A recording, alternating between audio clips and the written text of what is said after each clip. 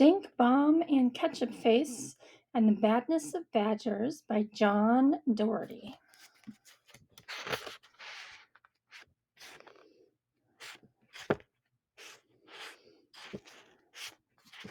Chapter 1, in which our heroes wake up and a startling discovery is made. It was early morning, and dawn was breaking over the peaceful little island of Great Kerfuffle. The golden sun peeped over the horizon, checked to make sure no one was looking, and slowly climbed into the blue sky. And far below, in a tall tree in the garden of a lovely high house on a hillside above the tiny village of Loose Pebbles, a blackbird cleared its throat and broke forth into song to greet the new day. Inside the lovely house, in a beautiful pink bedroom, a little girl opened her eyes and leapt out of bed. Dashing to the window, she flung the shutters wide open. The sunlight streamed in, bringing with it the sweet smell of blossoms on the morning breeze. As if in greeting, the tree waved gently and rustled its leaves.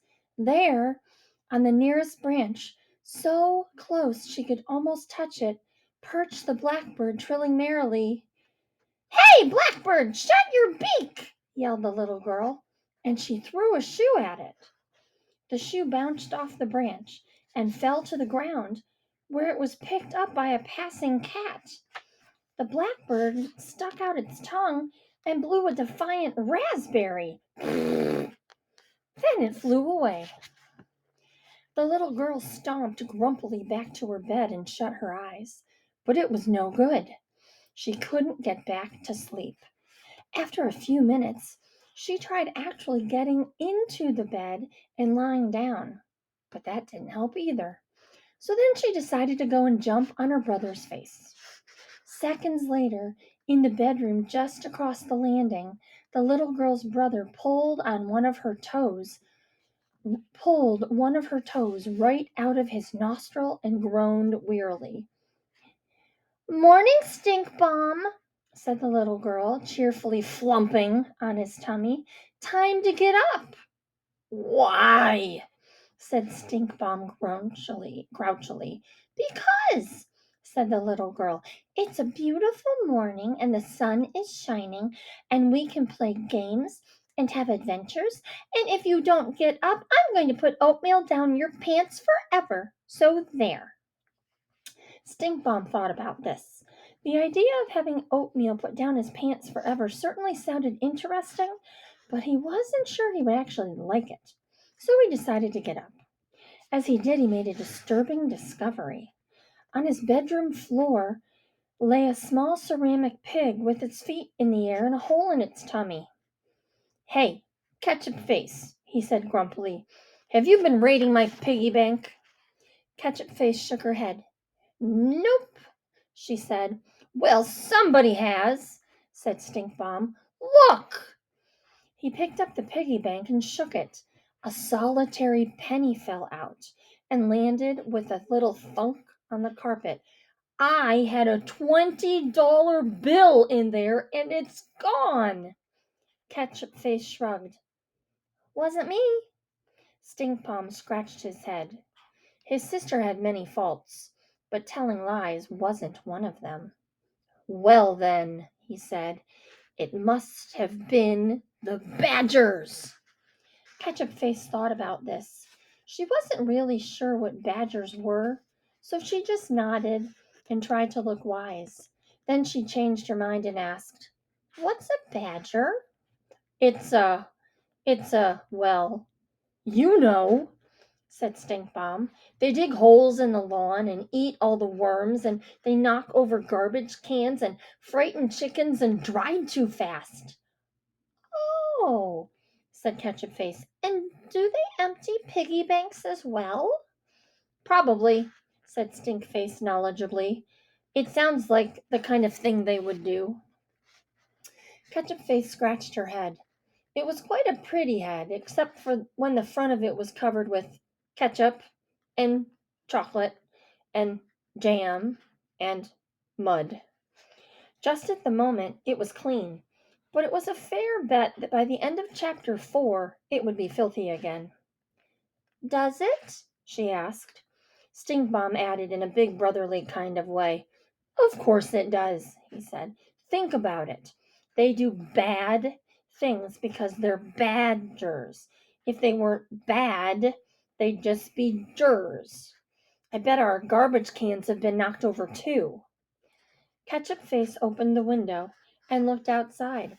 Sure enough, the family garbage can was lying on its side in the yard, giving every indication of having been badgered. "Gosh," said KetchupFace, impressed. "I suppose that proves it. The badgers have taken your $20 bill. What are we going to do about it?" Stinkbomb drew himself upright. Then he drew himself sitting down. And then he drew himself winning a race and getting a medal. And then he drew a dinosaur taking a bath. And then he put his pencil down and said, "I'll tell you what we're going to do. We're going to see the king." Chapter 2, in which our heroes set off to see the king and KetchupFace sings a song. In most stories, if the heroes were going to set off to see the king, you'd expect their journey to take a really long time. Chapters and chapters and chapters, probably, in which they'd have adventures and fight dragons and giant spiders. They'd get lost in the forest and nearly get eaten by witches and have to solve mysterious riddles before they could cross rivers or ravines and all that kind of stuff. And it'd probably rain as well, and they wouldn't have brought their coats or sandwiches or anything. Fortunately for Stinkbomb and KetchupFace, the nearest king lived only half a mile away. It was just 5 minutes on the number 47 bus if you had 50 cents each. But Stinkbomb and KetchupFace didn't have any money, so they set off through the fields. It was a truly beautiful day. The sun beamed down on them like a kindly uncle, the trees waved like friendly flags, and all around them the birds twittered and tweeted like a tiny feathered choir. All of nature was at play. They saw newts playing leap frogs, and frogs playing leap newt, bunnies playing leap squirrel, and squirrels playing leap bunny, foxes playing leap pig, and pigs playing squash fox, because pigs aren't very good at leaping, and they're quite big. They saw a snake basking in the sunshine, lambs frolicking in the pasture, and a shy deer in a false mustache peeping through the bushes.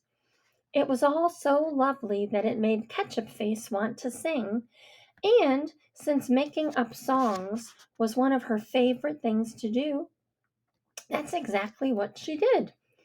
This is what she sang: "Blueberry jam, blueberry jam, blueberry jam, blueberry jam, blueberry, blueberry, blueberry jam, bluey, bluey, bluey, bluey, bluey, bluey, blueberry jam, blueberry jam, blueberry jam, blueberry jam."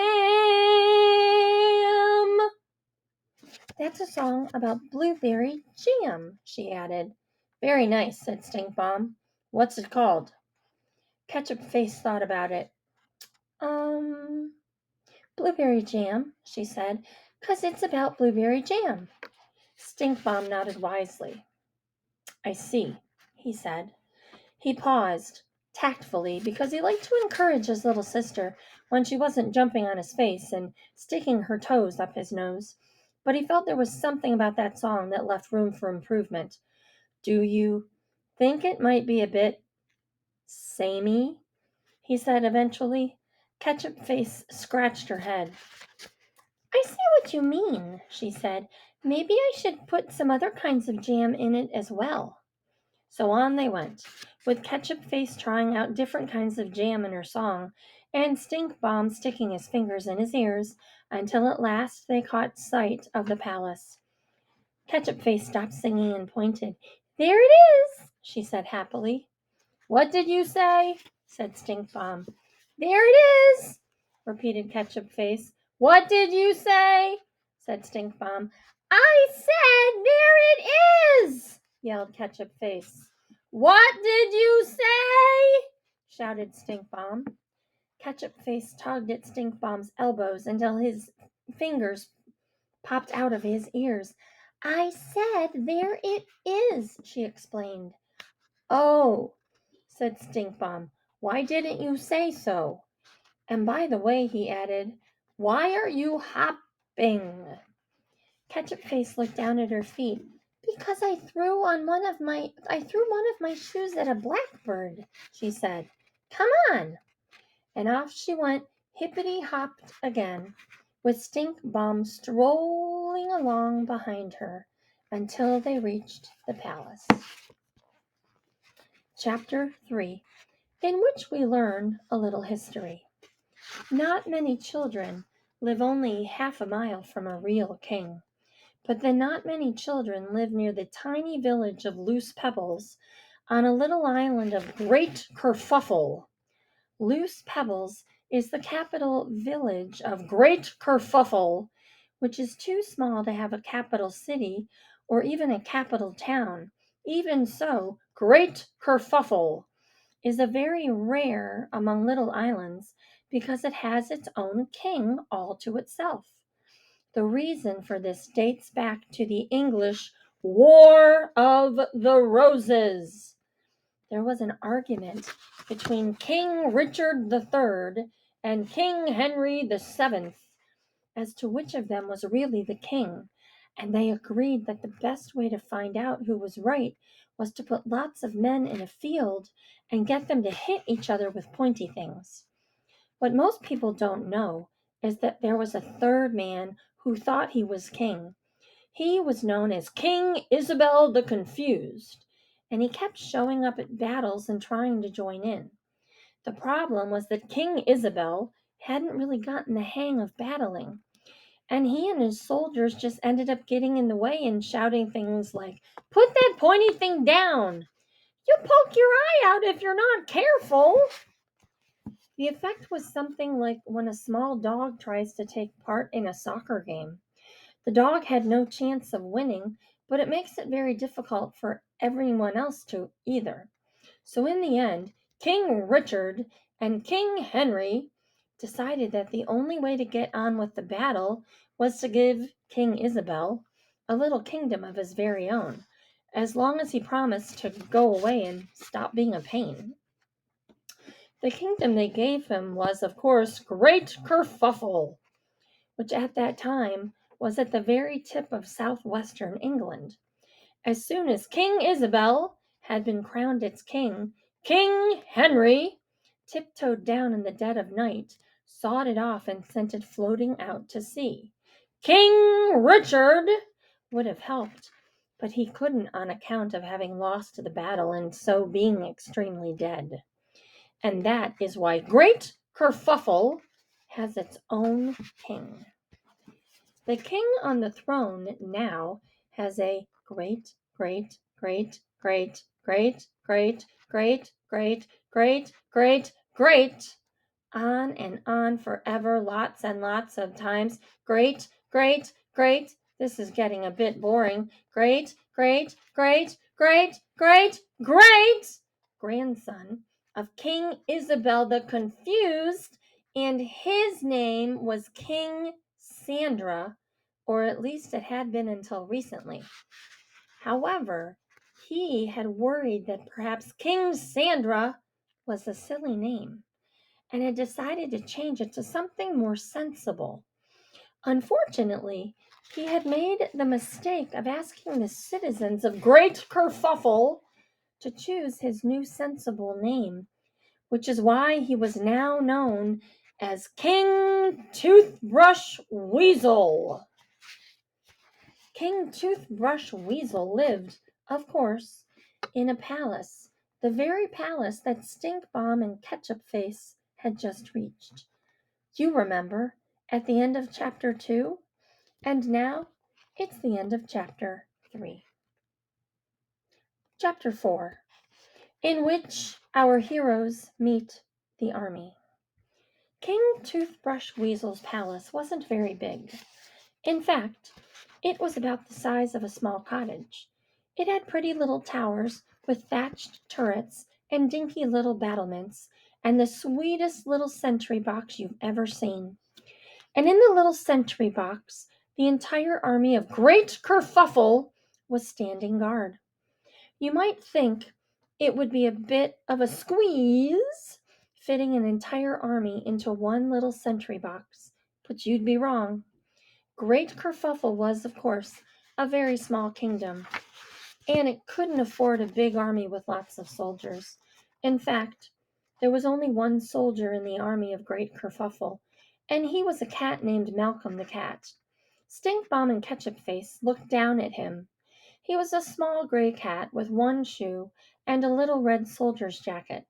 He also had one of those tall, furry black hats, just like the guards outside Buckingham Palace wear. But he never wore it because it would have covered him completely and left him unable to move. Instead, he was lying on it to make himself look taller without actually having to stand up. "And what do you want?" said Malcolm the Cat in a tone of voice that suggested he wasn't really interested unless it involved a can opener and a can of cat food. "We'd like to see King Toothbrush Weasel, please," said KetchupFace. "Why?" asked Malcolm the Cat. "Because the badgers have stolen my money," Stinkbomb said. Malcolm the Cat sat up and stared at them, both without blinking, until they felt a bit uncomfortable. "All right, then," he said eventually.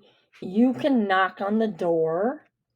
Then, as Stinkbomb raised his hand to knock, the cat said, "Actually, you can't." Stinkbomb dropped his hand. "Why not?" he asked. Malcolm the Cat looked at him as if thinking, "No, I suppose you can," he said. Stinkbomb's hand went to the knocker. "Stop!" said Malcolm the Cat. Stinkbomb stopped and looked at him. "Oh, go on then," said Malcolm the Cat. As Stinkbomb raised his hand again, he added, "Sorry, you can't after all, my mistake." "But," began Stinkbomb. "Oh, all right," Malcolm the Cat said. After a pause, during which Stinkbomb looked at him suspiciously, he said, "No, go on. Really, you can knock on the door. You have my official permission." "Really?" said Stinkbomb. "Really," said Malcolm the Cat. "Honest, go on." Stinkbomb raised his hand to the knocker. "Oh, wait," said Malcolm the Cat. "Sorry, you can't knock on the door after all." KetchupFace gave Malcolm the Cat the special glare she reserved for especially annoying people and parents who wouldn't give her chocolate. "What are you doing?" she asked. "Sorry," said Malcolm the Cat. "Just playing with you. Force of habit.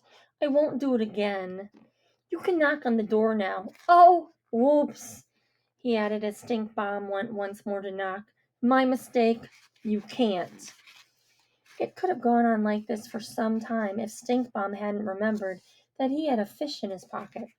Stinkbomb was the kind of boy whose pockets were always full of things that might come in handy later. And it occurred to him that if you were dealing with an uncooperative cat, the best way to win it over is with a nice, fat fish. So he pulled the fish out of his pocket, and with a mighty wham! He knocked Malcolm the Cat off the furry hat with it. Before Malcolm the Cat could pick himself up again, Stinkbomb had knocked on the palace door. Chapter 5, in which our heroes meet the king.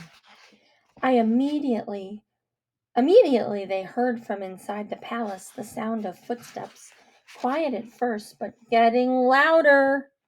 They waited, both of them feeling the warm sun on their backs and the soft breeze in their hair, and Stinkbomb feeling a gentle tugging at his side, which turned out to be Malcolm the Cat trying to climb into his pocket to get the fish. Eventually the door opened, and there stood King Toothbrush Weasel wearing a yellow checked bathrobe on which was pinned a little badge that said Butler. "Yes?" said King Toothbrush Weasel. "Hello, King Toothbrush Weasel," said KetchupFace, grinning her special grin that she kept for important people. She was particularly proud of this grin at the moment, as it showed the gap where she had recently lost a tooth. King Toothbrush Weasel gave KetchupFace a stern look. "I am not King Toothbrush Weasel," he said firmly, tapping the little badge that said Butler. "I am the butler. Now, what do you want?" "We've come to see King Toothbrush Weasel," said Stinkbomb. "And who shall I say is calling?" asked King Toothbrush Weasel. "KetchupFace and Stinkbomb," said KetchupFace, who was tired of always being second. "Stinkbomb and KetchupFace," corrected Stinkbomb, who liked to insist on his own rights as the older sibling. "KetchupFace and Stinkbomb and Stinkbomb and KetchupFace," repeated King Toothbrush Weasel. "Come in. Oh," he added, "and do get out of the boy's pocket, Malcolm the Cat. You're supposed to be on guard duty." They entered the palace and found themselves in a small and cluttered entrance hall. King Toothbrush Weasel squeezed past a bicycle that was leaning against the radiator, said, "Please follow me," and began walking in place, at first thumping his feet on the floor as loudly as he could, but getting gradually quieter. Stinkbomb and KetchupFace looked at each other, puzzled. King Toothbrush Weasel glanced over his shoulder at them and halted. "Do come along," he said. "But we're not going anywhere," KetchupFace pointed out. "You're just walking in place and making your footsteps quieter." King Toothbrush Weasel turned indignantly. "I am not walking in place," he said. "I am walking down a very long corridor in a large and impressive palace, and my footsteps are getting quieter because I am getting farther away. Now, come along." Stinkbomb and KetchupFace shrugged and began to walk in place. Satisfied, King Toothbrush Weasel turned again and led the way without actually going anywhere. Before very long, they reached a door that they'd been standing beside the whole time. "Please wait here," King Toothbrush Weasel said, "and I shall ask His Majesty if he shall see you." He stepped through the door, and Stinkbomb and KetchupFace heard him say, "KetchupFace and Stinkbomb and KetchupFace to see you, Your Majesty." And then they heard him say, "Oh dear! It's so very, very busy being a king, you know. I was just about to do some busy kingly things and look at some royal bits of paper and stuff like that. But I suppose the needs of my subjects must come first. Do show them in." And then they heard him say, "Very good, Your Majesty." He popped his head out and said, "King Toothbrush Weasel will see you now." Stinkbomb and KetchupFace went in and waited politely while King Toothbrush Weasel took off the badge that said Butler, put on a small crown and a badge that said King, and sat down on a comfy armchair that was trimmed with tinsel and a label on it saying Throne. "Welcome, loyal subjects," he said. Then he added worriedly, "You are loyal subjects, I suppose? I wouldn't like to think you were disloyal. Are you loyal subjects?" "Oh, yes," said Stinkbomb. "What's loyal subjects?" asked KetchupFace. "Ow!" she added as Stinkbomb elbowed her in the ribs. "What'd you do that for? I only asked because he said, and anyway, ow!" she went on as Stinkbomb elbowed her again. "Oh, all right. Yes, we are, whatever it is, as long as it doesn't involve spinach." King Toothbrush Weasel looked relieved. "Oh Good, he said. Now, he continued, smiling at Ketchup-Face, you must be Ketchup-Face and Stinkbomb, and you, he turned to Stinkbomb, must be Stinkbomb and Ketchup-Face. You're very young to be coming to the palace all by yourselves. Haven't you brought your parents with you? No, your majesty, said Stinkbomb. They like to keep out of the way when we're in a story, explained Ketchup-Face. 'Cause parents spoil stories if they're in them. They just hang around stopping you from having adventures and making sure you wash your hands before you touch anything. Very wise, said King Toothbrush Weasel. Then he sat up straight and looked at her. Wait a minute, he said. Do you mean you're in a story now, this minute? Oh, yes, said Ketchup-Face. You can tell because of all the chapters and page numbers and stuff. But, am I in this story too? Asked King Toothbrush Weasel worriedly. Yep, said Ketchup-Face happily. Yes, your majesty, Stinkbomb agreed. You don't mind, do you? But I'm in my bathrobe, said King Toothbrush Weasel. I can't be in a story in my bathrobe. Just wait here a minute. And he jumped up and fled the room. And that is the end of chapter 5.